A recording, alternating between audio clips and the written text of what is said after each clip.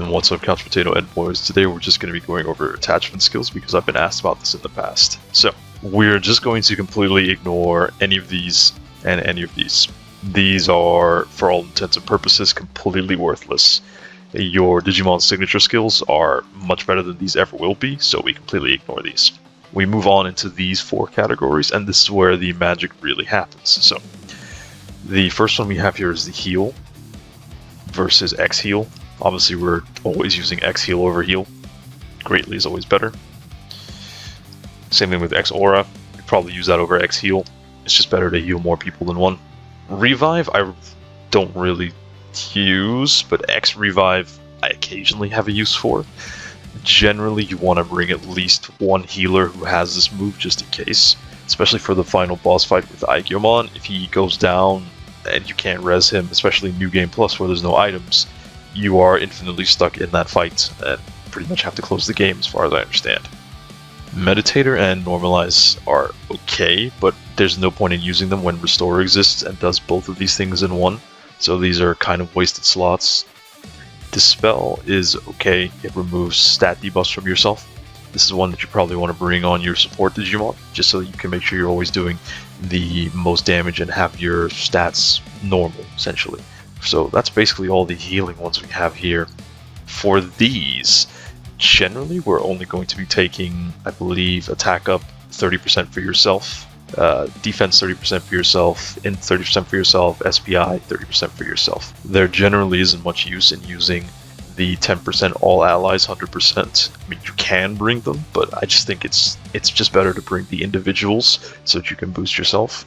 We're usually going to be running the Highland buff skill anyway, so in most cases you're pretty much not going to be using these on yourself, where there is a different, where there's an alternative that you can bring, or you can put these on your primer, so that they can also buff your Digimon. Crit damage is kind of worthless in this game. It doesn't really add all that much, so we can kind of ignore this as well.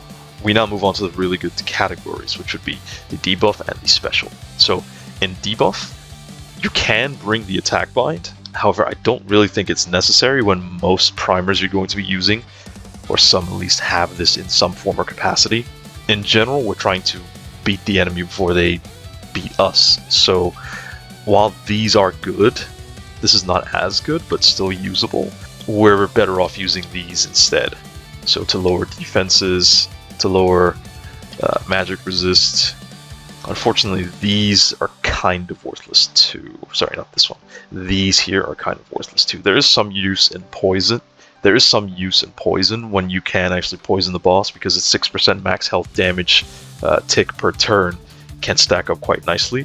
So this is quite nice. I really wish these had secondary effects to them, and I probably will cover them in a video when I essentially buffs that I'm planning to try and request that we actually have added to the game. It wouldn't be the first time Bandai Namco has taken requests from me and actually implemented stuff into a game, but I digress. So hopefully we can see where that goes with that video. Character reversal is really, really useful. It's very nice to have, being able to alter the elemental types or typing of the enemy Digimon so that you can either hit them for type neutral or hit them for super effective. It's just really nice to have, and I strongly suggest that you have a support Digimon with it. For these skills are really, really good. So the charge skill, even if you have like 60% attack up from your buffs, you can get even more damage by applying this on. I believe it's only for 1 turn. It's the same with the spell boost ability. These abilities, from my understanding, I haven't really used them too much. They pretty much stop you from taking damage of the respective type, or they reflect it into the enemy. I do need to do some further testing, but I do run them on, I believe, my Igomon, just in case I need to slap them on. But in general, I'd much rather use these to just do more damage. These are nice to have, but generally not used too much. The immunity to status effects isn't too useful. Same thing with status stat abnormality, when you can kind of cleanse these together. So I don't think these two are really all that worth using. This one is a bit more unique because it allows your Digimon to survive being hit 1 time, no matter how much damage they take. So it's always kind of nice to put these on your tank, for example, or your hitter, or your supports, just to make sure that they don't fall over, essentially. So this one is also one that I recommend generally putting these on the hitters themselves, just in case you need them. Hate Charge is really, really good because it allows non-tank Digimon to become tank Digimon or to take aggro onto themselves. Where this falls flat is that it only lasts for 1 turn. I strongly believe that they need to up the turn for taunting to at least 3 turns, or yeah, at least 3 turns, maybe at most 4 turns. I really strongly believe they need to fix that here. Reset Body just allows you to remove stat buffs from the enemy. It's also really good to make sure that the enemy isn't getting any stronger, isn't increasing their defenses, and that you can always be hitting them for basically the most damage they can be taking. As you can see here on my 2 healers, I've got the Restore, Reset Body, Character Reversal, and X Revive on them.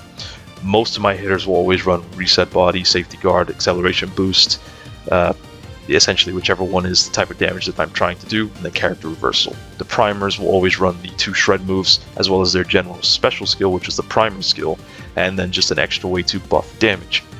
I think it's really important that we essentially make sure we're running the correct type of movesets, just to make sure that we are getting the most use out of these Digimon. Attachment skills aren't really where we want to put any damage skills, because the ones that they give us in game are kind of worthless.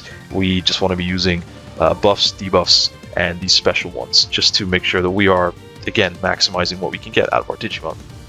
If you enjoyed the video, don't forget to leave a like and subscribe. If you have any questions or anything that you'd like me to look into, just make sure to leave it in the comments section below. If you guys do enjoy the channel and would like to support me, please be sure to check out the channel memberships. It's $2 a month. You get quite a few benefits out of it, and it does help the channel as well. I just want to give a big shout out to the current members of the channel already: Goovy, Isaac Walker, Suspicious Toast, Charisma, and Ycrad90. You guys are the goats, and thanks for supporting the channel. And never forget, guys, the night belongs to you. Have an awesome day.